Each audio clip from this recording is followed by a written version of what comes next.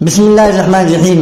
صرف 5 منٹ کا مدرسہ قرآن حدیث کی روشنی میں 22 جمادی الثانی اسلامی تاریخ رسول اللہ صلی اللہ علیہ وسلم کی وفات ماہ ربیع الاول پیر کے دن سن 11 ہجری میں حضرت ابوبکر رضی اللہ تعالیٰ عنہ فجر کی نماز پڑھا رہے تھے۔ حضور صلی اللہ علیہ وسلم نے حجرہ مبارک کا پردہ اٹھایا اور صحابہ کو اپنے پروردگار کے سامنے صف میں کھڑا دیکھ کر مسکرائے اور اللہ تعالیٰ کا شکر ادا کیا۔ اسی دن حضرت جبریل علیہ السلام نے آپ صلی اللہ علیہ وسلم کی خدمت میں آ کر عرض کیا، یا رسول اللہ صلی اللہ علیہ وسلم، وحی لانے کے اعتبار سے آج میرا آخری دن ہے، اس کے بعد میں وحی لے کر زمین پر نہیں آؤں گا، اور آپ کا بھی آخری دن ہے، میرا آخری سلام قبول فرمائیے۔ چنانچہ آپ صلی اللہ علیہ وسلم نے فرمایا، مجھ کو زندگی اور موت دونوں پیش کی گئی تو میں نے موت کو پسند کیا۔ پھر یہود و نصارہ پر لعنت فرمائی کہ انہوں نے اپنے انبیاء کی قبروں کو سجدہ بنا لیا تھا، تم میری قبر کو ہرگز سجدہ نہ بنانا۔ لوگوں کو نماز پڑھنے اور ماتحتوں کے ساتھ حسن سلوک کی تاکید کی۔ پھر جو وقت گزرتا گیا آپ کا مرض بڑھتا گیا۔ آپ صلی اللہ علیہ وسلم بار بار آسمان کی طرف نظر اٹھا کر فرماتے، اللہم اغفر لی وارحمنی والحقنی بالرفیق الاعلیٰ، اے اللہ میری مغفرت فرما، مجھ پر رحم فرما اور مجھے رفیق اعلیٰ سے ملاقات کا شرف عطا فرما۔ اس طرح 12 ربیع الاول سن 11 ہجری پیر کے دن آپ صلی اللہ علیہ وسلم اللہم رفیق الاعلیٰ کہتے ہوئے اپنے خالق حقیقی سے جا ملے۔ انا للہ و انا الیہ راجعون۔ حضور صلی اللہ علیہ وسلم کا معجزہ، گھی میں برکت۔ حضرت حمزہ بن عمر اسلمی رضی اللہ تعالیٰ عنہ فرماتے ہیں، غزوہ تبوک کے سفر میں گھی کی مشق کی ذمہ داری میری تھی۔ دوران سفر میں نے اس میں سے تھوڑا سا گھی نکالا اور حضور صلی اللہ علیہ وسلم کے لیے کھانا تیار کیا، اور مشق میں دیکھا تو گھی بہت ہی کم بچا تھا۔ میں نے وہ مشق دھوپ میں رکھ دی اور میں سو گیا۔ اچانک میں نے گھی کے بہنے کی آواز سنی تو میری آنکھ کھل گئی، دیکھا تو گھی بہہ رہا تھا۔ میں جلدی سے کھڑا ہوا اور مشق کا منہ پکڑ لیا۔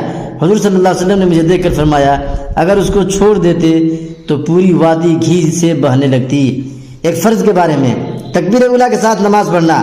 رسول اللہ صلی اللہ علیہ وسلم نے فرمایا، جو شخص 40 دن اخلاص کے ساتھ تکبیر اولیٰ کے ساتھ با جماعت نماز پڑھتا ہے تو اس کو 2 پروانے ملتے ہیں، ایک جہنم سے بری ہونے کا، دوسرا نفاق سے بری ہونے کا۔ ترمذی شریف۔ ایک سنت کے بارے میں، فرض نمازوں کے بعد کی دعا۔ رسول اللہ صلی اللہ علیہ وسلم ہر فرض نماز کے بعد یہ دعا پڑھا کرتے تھے، لا الہ الا اللہ وحدہ لا شریک لہ لہ الملک ولہ الحمد وہو علی کل شیء قدیر، اللہم لا مانع لما اعطیت ولا معطی لما منعت ولا ينفع ذا الجد منک الجد۔ بخاری شریف۔ ایک اہم عمل کی فضیلت، یتیم کی پرورش کرنا۔ رسول اللہ صلی اللہ علیہ وسلم نے فرمایا، مسلمانوں میں بہترین گھر وہ ہے جس میں کوئی یتیم ہو اور اس سے اچھا سلوک کیا جائے، اور مسلمانوں میں بدترین گھر وہ ہے جس میں کوئی یتیم ہو اور اس کے ساتھ برا سلوک کیا جائے۔ ابن ماجہ۔ حدیث نمبر 3679۔ ایک گناہ کے بارے میں، سود خور سے جنگ کا اعلان۔ قرآن میں اللہ تعالیٰ فرماتا ہے، اگر تم سود لینے سے باز نہیں آئے تو اللہ اور اس کے رسول کی طرف سے جنگ کا اعلان سن لو۔ سورہ بقرہ آیت نمبر 279۔ دنیا کے بارے میں، اللہ ہی روزی تقسیم کرتے ہیں۔ قرآن میں اللہ تعالیٰ فرماتا ہے، دنیاوی زندگی میں ان کی روزی ہم نے ہی تقسیم کر رکھی ہے اور ایک دوسرے پر مرتبے کے اعتبار سے فضیلت دے رکھی ہے تاکہ ایک دوسرے سے کام لیتا رہے، اور آپ کے رب کی رحمت اس دنیاوی مال سے کہیں زیادہ بہتر ہے جس کو یہ لوگ جمع کرتے پھرتے ہیں۔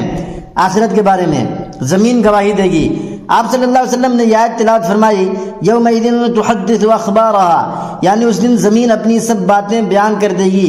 پھر ارشاد فرمایا، تم جانتے ہو زمین کیا خبریں بیان کرے گی؟ صحابہ نے عرض کیا، اللہ اور اس کے رسول خوب جانتے ہیں۔ آپ صلی اللہ علیہ وسلم نے فرمایا، اس کی خبریں یہ ہیں کہ وہ ہر مرد اور عورت کے متعلق اس عمل کی گواہی دے گی جو اس کی پیٹھ پر کیا گیا تھا۔ وہ کہے گی، اس نے ایسا اور ایسا عمل فلاں فلاں دن کیا تھا۔ ترمذی شریف۔ حدیث نمبر 2429۔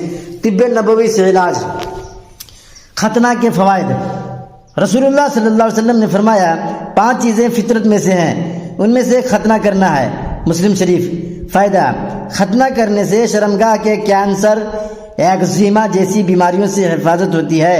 نبی پاک صلی اللہ علیہ وسلم کی نصیحت۔ رسول اللہ صلی اللہ علیہ وسلم نے فرمایا، تم جہاں کہیں بھی رہو اللہ سے ڈرتے رہو اور برائی کو مٹانے کے لیے نیکی کر لیا کرو اور لوگوں سے اچھے اخلاق کا برتاؤ کیا کرو۔ ترمذی شریف۔ حدیث نمبر 1987۔